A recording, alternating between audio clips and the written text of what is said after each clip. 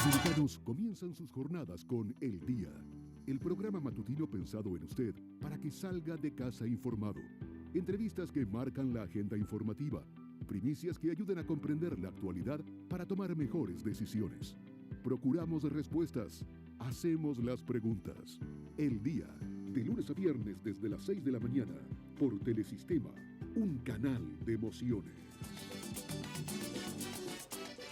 Saludos y bienvenidos a este programa El Día, con ustedes Indira Suero. Hoy es martes 13 de agosto de 2024. Para aquellas personas que creen en cábalas, tengan cuidado, atentos, porque hoy es martes 13 de agosto. Estamos rumbo a la toma de posesión del presidente Luis Abinader el próximo 16 de agosto. Todo el mundo con los ojos puestos en lo que pase este viernes en el Teatro Nacional, porque la toma de posesión cambia de lugar y se realizará este evento en el Teatro Nacional con la llegada de personalidades de fuera y de dentro también del país. Nosotros, como siempre, estaremos bien atentos a cada uno de los pasos que se tomen antes de llegar a ese día. Ayer, por ejemplo, veía que al presidente Luis Abinader, en la acostumbrada rueda de prensa que realiza los lunes, la semanal, le preguntaban sobre los nombramientos, que si seguiría durante esta semana con los nombramientos. Él, por supuesto, que no dejó mucho detalle sobre si seguirían o no, pero uno está también atento a cualquier desenvolvimiento en cuanto al tema de los nombramientos. Mucha gente pendiente a ese celular, pendiente al canal de WhatsApp del presidente Luis Abinader para cuando él emita una próxima designación. Agradecer, por supuesto, a quienes nos sintonizan a través de Telesistema Canal 11 y en nuestro canal de YouTube de El Día RD. Muchas gracias por el apoyo que nos brindan. Vemos que cada día aumentan los suscriptores y eso es un ejemplo de esa fidelidad que ustedes nos tienen. Saludos, Indira Navarro. Saludos, Indira Suero, tocaya, buenos días y buenos días a todos los que nos sintonizan a través del canal 11 y nuestras redes sociales. Gracias por el privilegio de contar con ustedes. Y ustedes son realmente personas críticas, pensantes, con sentido común, que siguen lo bueno y por eso siguen el día. ¡Qué bueno!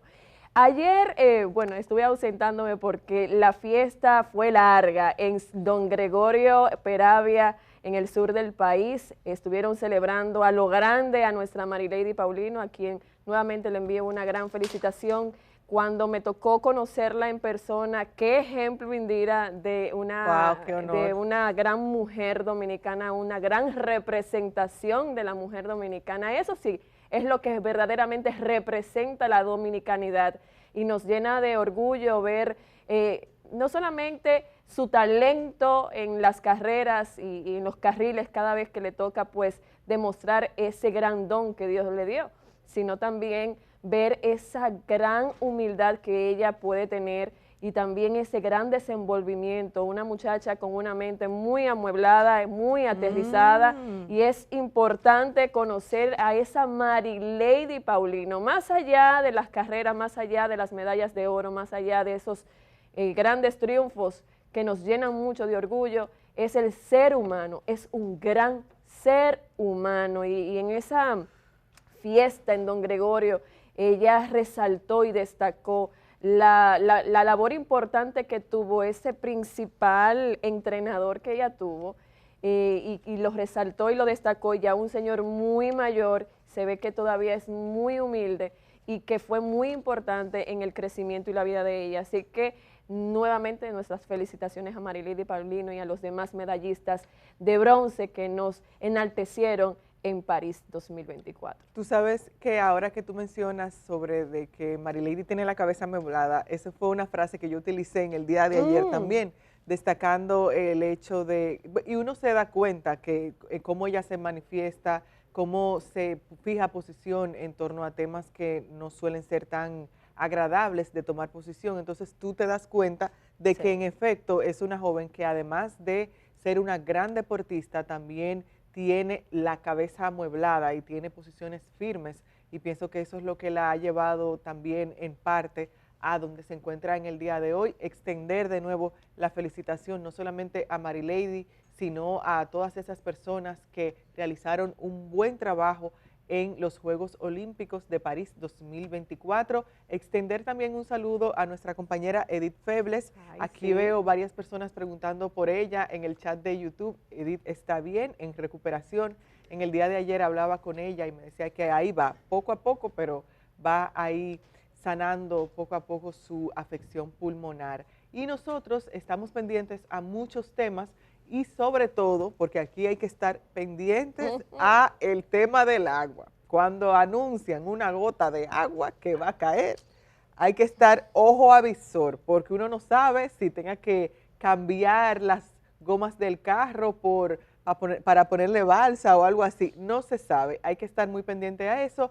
Y aunque tendremos más adelante una conexión con un predictor del Instituto Dominicano de Meteorología, Indomet, ahí vamos a adelantarles a ustedes en qué está el clima, al menos para el día de hoy. Por ejemplo, algo que me llama la atención es que en el Instagram, yo siempre me remito al Instagram del COE porque se mantienen bien activos, pero no veo, déjenme entrar rápido, porque no veo al menos en el perfil una alerta, pero sí sé que en el día de ayer ellos emitieron varios boletines, vi ahí al general Méndez anunciando cuáles, bueno, la tienen en los estatus. Entonces veo que hay un total de 9 provincias en alerta verde. Recuerden que estamos todos atentos a este evento climático que se desarrolla en el Caribe.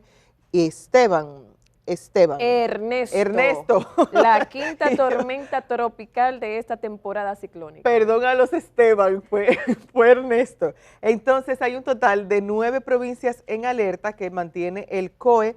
Estas provincias se ubican principalmente en la zona este de la República Dominicana y por supuesto está el Gran Santo Domingo. Tenemos a María Trinidad Sánchez, Duarte, Samaná, Monteplata.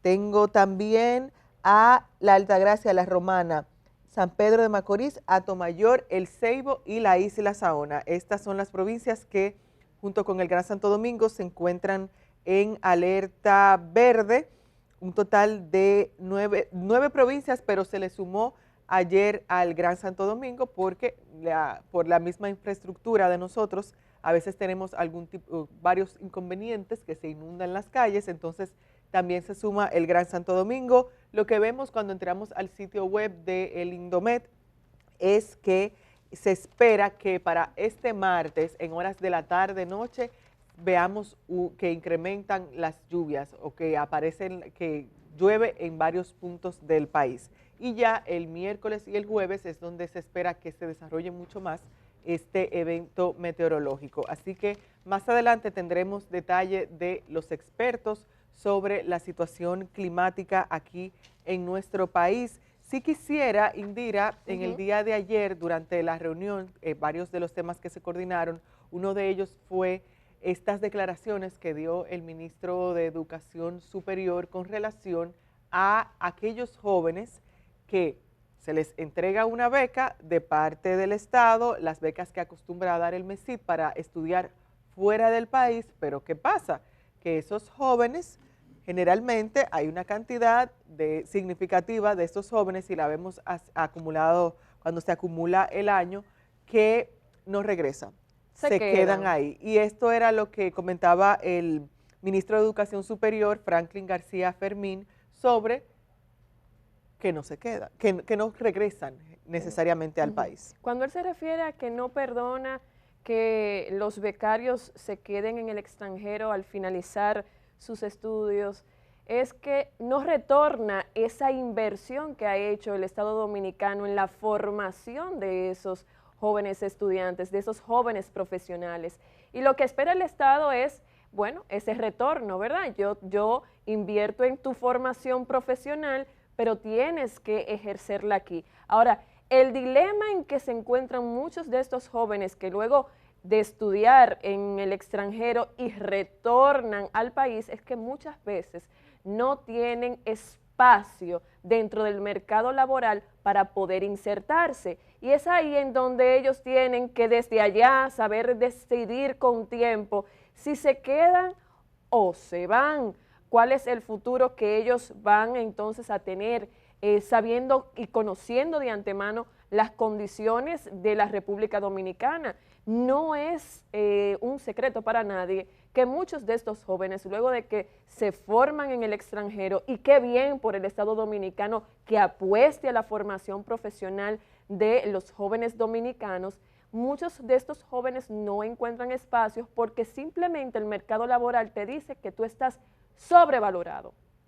Después de que te formas, después de que haces todo este sacrificio, después de que el Estado invierte en ti, entonces cuando llegas a una empresa o cuando llegas al mismo Estado, que incluso para entrar también es difícil si no tienes algún tipo de conexión, aunque hay excepciones, hay casos excepcionales, pero dentro del mercado privado lo que te dicen, y es muy recurrente, que te digan, estás sobrevalorado, estás sobrevalorado. Y por eso el mercado privado, las empresas privadas están más apostando a las formaciones técnicas de los jóvenes, más que de maestrías, más que doctorados. Por eso mismo, porque entienden que ya el muchacho tiene una capacidad demasiado grande que va a exigir un salario mucho más demandante que ellos no están en capacidad de otorgarle. Entonces, ese joven es un cerebro que se fuga. Ahí viene la fuga de cerebros. Esos talentos que ya ha formado el Estado Dominicano se tienen que ir porque simplemente no encuentran espacio en la República Dominicana. Es una realidad, es lamentable. Claro, uno quisiera que estos jóvenes quizás pudieran brillar en la República Dominicana, pero muchos se encuentran en esta espada y la pared de si me voy o me quedo, si me dan la oportunidad o no me inserto en el mercado laboral dominicano o puedo tener puertas abiertas en el extranjero. Hay varios aspectos preocupantes de estas declaraciones que da el ministro sobre algo que en realidad todos sabemos. Es como un secreto a voces que los jóvenes una cantidad significativa de jóvenes que salen de nuestro país a realizar una maestría o algún estudio, otro estudio de posgrado, prefieren quedarse en el país que les acoge para realizar sus estudios, que generalmente es algún país en Europa, por ejemplo en España, por el mismo tema del idioma, se facilita que la mayoría de jóvenes quieran hacer su maestría en ese país, o en Estados Unidos, ¿por qué no? Por la cercanía y por la misma conexión que tenemos con esa nación. Pero hay algo que refiere el ministro Franklin García, y es que no hay un mecanismo como tal de parte del Ministerio de Educación Superior para determinar o tener algún tipo de contabilidad de qué cantidad en efecto es la de jóvenes se queda fuera del país. Por ejemplo, se mencionaba que tienen sí conocimiento de los que regresan, más no de los que se quedan allá. Él decía, por ejemplo, aquí hay un registro de los que voluntariamente reportan su regreso. Es decir, que si yo salgo fuera del país a hacer una beca y yo regreso y yo voluntariamente voy, de buena fe, voy, me imagino que sería así, voy a las instalaciones del Ministerio de Educación Superior o lleno algún formulario y digo yo regresé de tal maestría. Pero si yo no lo hago, el Estado no tiene ningún tipo de capacidad para determinar si yo en efecto regresé o si yo regresé y no registré nada. Entonces no sé cómo hasta este momento, ya con la experiencia que tenemos de entregar becas de parte del Estado, es una maquinaria que está ahí y no solamente otorga becas el Ministerio de Educación Superior, sino que está, por ejemplo, el Ministerio de la Juventud, que por su lado también otorga becas. Con esto de la multiplicidad de funciones que hay aquí, ¿quién sabe qué otra entidad otorgue becas que uno no lo sepa? Entonces, cuando vemos esto, pensamos, bueno, ¿y cómo es posible que a este punto, cuando ya se otorgó tanto dinero, tantos millones para capacitar a jóvenes que salen del país, no se tenga un mecanismo de si regresan o cómo regresan? No hay un seguimiento. Entonces me preocupa incluso también, si seguimos analizando, me preocupa eso de que no se tenga ese mecanismo de seguimiento de si regresan, pero no solamente eso, no hay un mecanismo de seguimiento para ver qué tipo, si alcanzó algún tipo de meta ese joven luego de que regresa, si se reinserta al mercado laboral con rapidez o no, si permanece en el estudio en el área en que estudió fuera del país. Entonces, es como que te dimos una beca, tú saliste, te pagamos, mal o bien, pero te pagamos tu beca, tú regresas y no sabemos ni nos importa qué pasó contigo, si tú conseguiste trabajo, si no conseguiste, si trabajas en un call center aunque estudiaste otra profesión, eso no importa. Entonces, no quisiera pensar que se maneja así la cosa, sino que ha sido un descuido generalizado, porque si no se tiene garantía de quienes regresaron, tampoco se tiene garantía de en qué condiciones están esos jóvenes en los cuales el Estado invirtió tanto dinero. Hay un artículo que se hizo en estos días bien famoso, al menos en redes sociales, de la BBC, Indira, que se titula ¿Por qué los dominicanos siguen emigrando de un país con estabilidad económica y crecimiento económico? Y ahí hacen una serie de de aportes de por qué los dominicanos, si tenemos una economía como la que dice el Ministerio de Economía, la que se vanagloria el presidente Luis Abinader, ¿por qué entonces la gente tiene esa necesidad de entre los huesos de salir de aquí, de República Dominicana, a como de lugar? No solamente los jóvenes que salen con una beca y que deciden quedarse, sino también cientos de dominicanos, miles más bien de dominicanos, que llenan las embajadas, especialmente la Embajada de Estados Unidos, buscando una residencia o buscando trabajo, una visa de trabajo para irse de aquí y generalmente no volver. Entonces pienso que hay que analizar muy bien, porque no es fácil, así como tú comentabas, Indira, cuando uno estudia fuera del país. Yo estudié fuera de aquí, de República Dominicana, con una beca Fulbright en Estados Unidos, y yo recuerdo que cuando yo regresé, que yo dije, bueno, déjame ver en qué me desempeño. La respuesta que yo recibía era, no, es que nosotros no tenemos cómo pagarte a ti, no. Sobrevalorada. No, sobrevalorada. Y yo, ¿y entonces ya qué hago? te marcaron sobrevalorada. ¿Qué hago? y así, uno está en medio de esas aguas. No quiero pensar en esos jóvenes que regresan y se encuentran en igual situación y tal vez no tienen apoyo de sus padres o algún tipo de apoyo para poder sustentarse. Yo entiendo esa frustración, la entiendo perfectamente, y con compañeros míos también la vivo a cada día, que dicen, no, yo me voy de aquí no hay ¿a qué me voy a quedar? Saludos, Uchilora. Muy buenos días, Indiras. ¿Cómo están ustedes? Bien. Mira, Indira Suero, tú acabas de hacer una pregunta que tiene mucha significación y que es una invitación a la reflexión.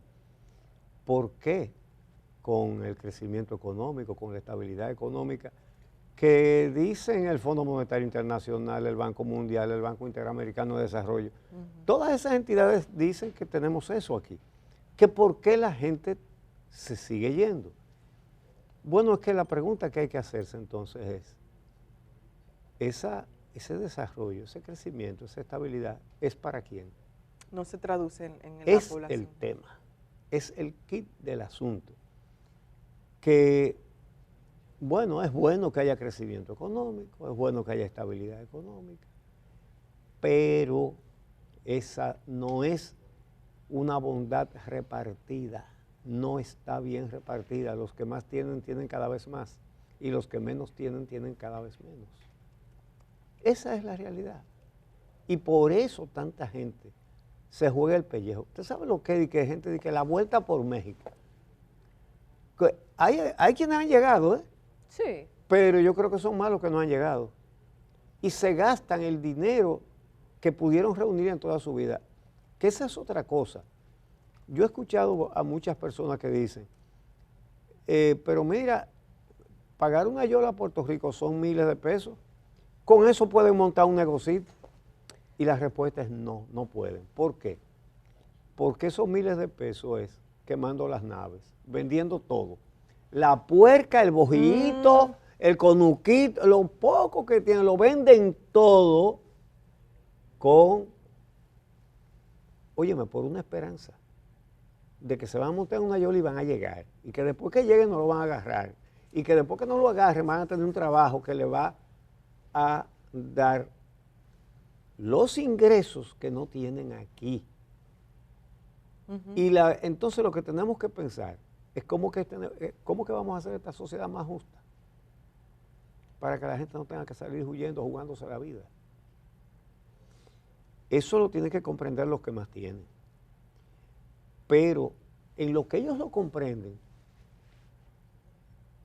es una necesidad que cada dominicano, y sobre todo los más pobres, sepa que tiene derecho como ciudadano a ser juez de los que los gobiernan y por tanto a reclamar. Y por eso es que he dicho 3 o 4 veces en estos días aquí en este programa que cuando hagan la reforma fiscal, si ponen un solo impuesto más al consumo a través del ITEVIS, hay que salir a marchar a las calles. La gente tiene que hacer conciencia de eso. La gente tiene que darse cuenta. Lo que pasa es que la gente paga los impuestos al consumo sin darse cuenta de que los paga. La gente cree que eso que compra tiene el valor que le está pagando. No, vale menos y te están poniendo un impuesto. Eso es una perversidad, porque es una manera de que la gente no se dé cuenta que paga más impuestos que los ricos. Eso es todo. Cuando se le sube el ITEVIS al aceite de cocinar, es un crimen contra la pobreza.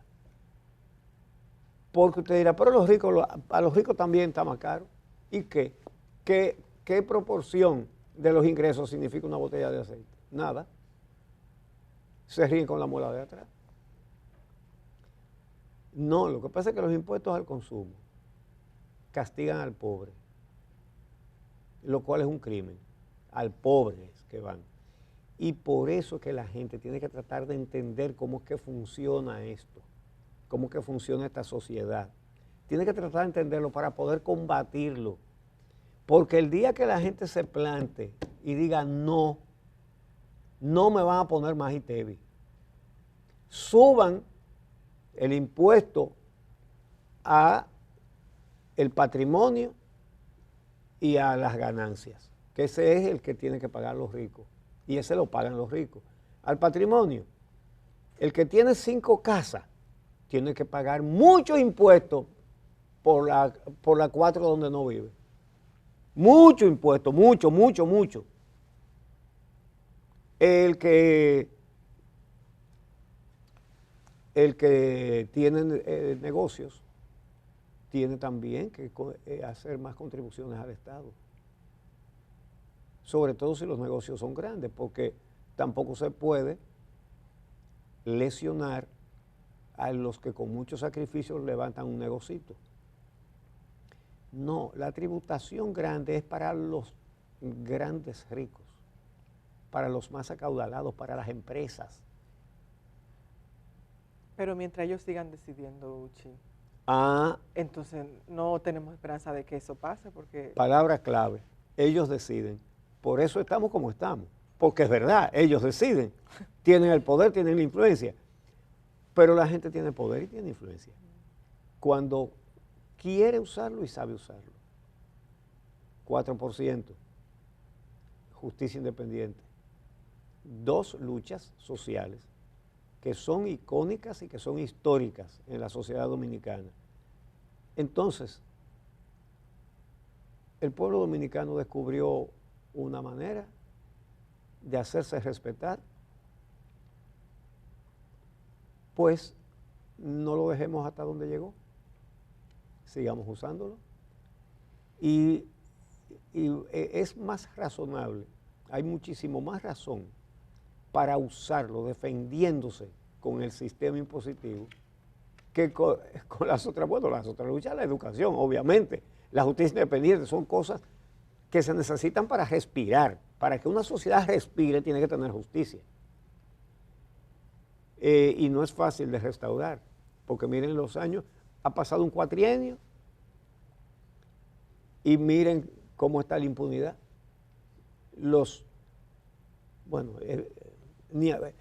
A veces da hasta trabajo uno tener que repetir una cosa, pero la voy a repetir.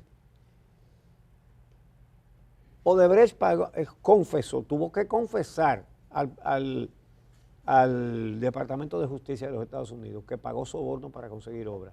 ¿Qué es pagar soborno para conseguir obra? que para hacer una obra aquí, una represa, digamos, una carretera, si la obra cuesta 1.000 millones de pesos, entonces el gobierno le paga 3.000 millones de pesos.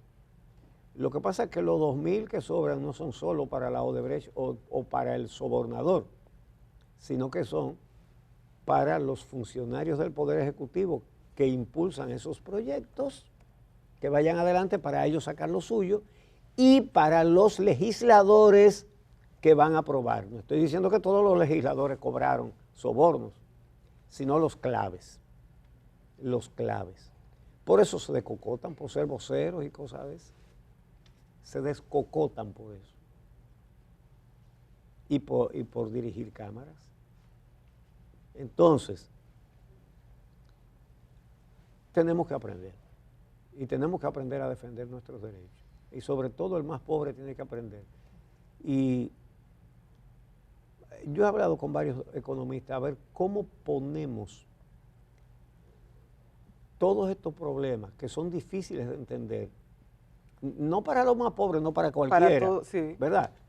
¿Cómo los podemos poner de una manera simple para que la gente lo entienda?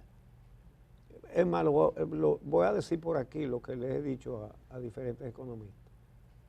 Ayúdennos a hacer unos muñequitos. Dennos los argumentos, las informaciones, porque uno no es economista, uno tiene que aprender un poquito también, justamente para tratar este tipo de temas, pero para poder ponerlo en muñequitos. El 4% comenzó con un videíto, cerito y cruz, y miren a dónde llegó. Porque pusieron la situación de la educación fácil de entender, la pusieron al alcance del que menos oportunidades de estudiar ha tenido, de cualquiera entendía lo que decía el cerito y cruz. Entonces necesitamos un cerito y cruz económico para explicarle a la gente, para que cuando la gente para que la gente luche, primero tiene que entender. Pero necesitamos esa lucha, porque una sociedad no llega lejos cuando tiene una prosperidad que solo la disfruta un grupo, porque es verdad que hay prosperidad. El problema es concentrada. El problema es cuántos y quiénes. Concentrada. ¿Cuántos y quiénes la disfrutan? Y la mayoría de la gente, muriéndose los niños de desnutrición, saliendo despavorido a que se lo trague el mar. Y bueno, eso es lo que pasa.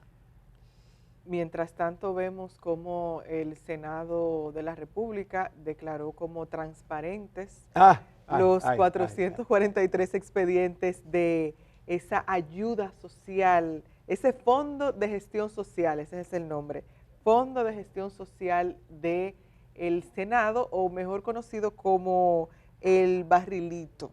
De acuerdo al Senado, cuando ellos revisaron todos esos expedientes, el uso de ese dinero, determinaron que se permitió un manejo idóneo de los fondos que reciben las provincias y además constató que el dinero se usó de manera diáfana. Vamos a hacer una cosa aquí en el día. Vamos a mandar hoy una carta al Senado, al Departamento de Libre Acceso a la Información Pública, para que nos envíen el detalle de en qué se usó. Ese informe. Porque él dice que fue transparente. Bueno, está bien. No digamos que él no está diciendo la verdad, sino que comprobemos que está diciendo la verdad. Vamos a ver en qué se usó. Pero de todas maneras, ¿cómo se le ocurre al presidente del Senado anunciar que, ay, miren, todo lo que gastamos fue transparente? ¿Transparencia de qué? Lo primero es que darle dinero a un legislador para que haga favores directos a personas es darle dinero del Estado para que compre votos. Eso es lo número uno. Pero la cosa no acaba ahí. El tema es que ellos dicen que eso es para asistencia social. Bueno, pues eso es una usurpación de funciones. La asistencia social es una función del Poder Ejecutivo, no del Legislativo. Por eso el Poder Ejecutivo tiene un ministerio que se llama de Salud Pública y Asistencia Social. Lo que pasa es que es muy bueno hacer favores con los cuartos del pueblo dominicano. Darle una caja de muertos a una gente que no tuvo más remedio que morirse, ¿verdad?